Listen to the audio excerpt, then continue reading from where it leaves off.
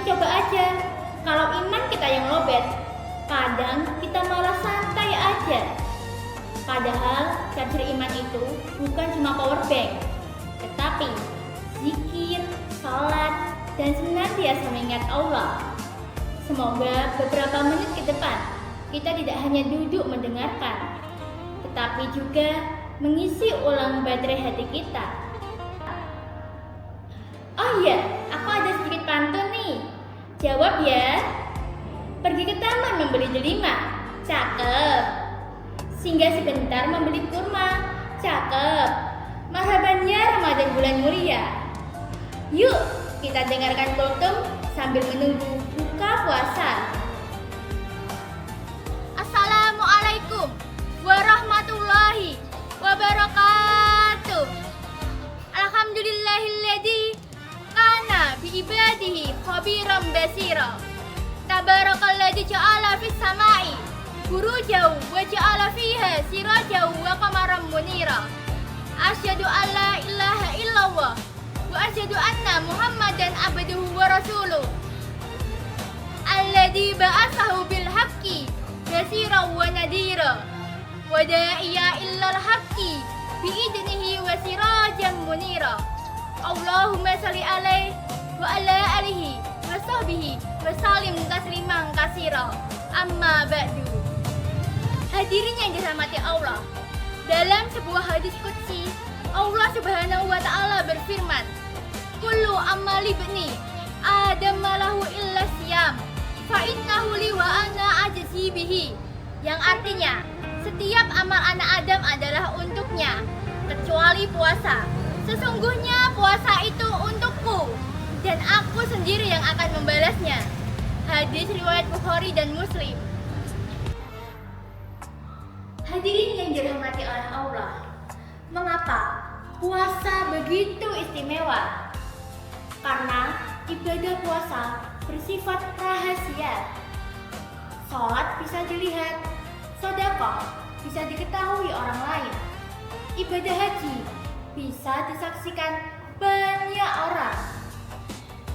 Tetapi puasa, orang bisa saja sendirian di dalam kamar, tidak ada yang melihat, tapi ia mampu mengendalikan dirinya karena ia sadar bahwa Allah melihatnya. Disitulah letak keikhlasannya. Itulah sebabnya Allah berfirman, "Puasa adalah untukku," yang berarti seakan-akan Allah memberikan label khusus pada ibadah ini. Dan yang luar biasanya lagi, aku sendiri yang akan membalasnya. Artinya, pahala puasa tidak dibatasi oleh angka tertentu, karena Allah sendiri yang akan memberikan balasan istimewa sesuai dengan keikhlasan hambanya. Hadirin yang dirahmati Allah, ketika mendengar kata puasa, apa yang pertama kali terlintas di otak kita? Lapar, haus, menunggu waktu berbuka. Padahal hakikat puasa bukan hanya menahan lapar dan hausnya saja. Puasa adalah latihan mengendalikan diri atau self-control. Sebenarnya di bulan Ramadan kita sedang dilatih oleh Allah untuk mengendalikan diri kita. Kita dapat tidak makan dan minum, padahal makanan tersaji di depan kita. Tidak ada yang melihat jika kita minum diam-diam, tetapi kita tidak melakukannya. Kenapa? Karena kita sadar Allah melihatnya. Disitulah self-control itu terbentuk. Ramadan mengajarkan kita menahan amarah saat emosi, menahan lisan agar tidak menyakiti, menahan tangan agar tidak menulis hal buruk, menahan hati agar tidak iri dan dengki. Kalau kita bisa menahan lapar selama belasan jam, seharusnya kita juga bisa menahan amarah selama beberapa menit. Kalau kita bisa sabar menunggu azan maghrib, seharusnya kita juga bisa sabar dalam menghadapi suatu masalah. Hadirin yang dirahmati Allah, puasa adalah sekolah pengendalian diri.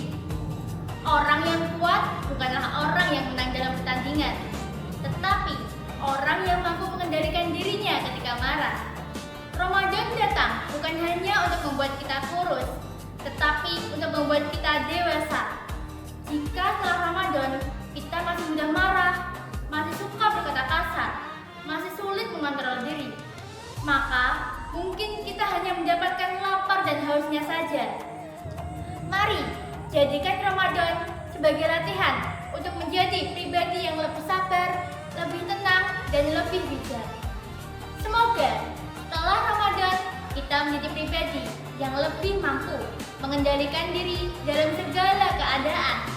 Semoga Allah menerima ibadah puasa kita dan membentuk kita menjadi hamba yang lebih baik. Demikian kultum yang dapat saya sampaikan. Akhir kata, pergi ke taman mengotik melati, cakep. Harumnya semerbak di pagi hari, cakep. Jika ada kata yang kurang hati, mohon maaf kalau seti. Wassalamualaikum warahmatullahi wabarakatuh.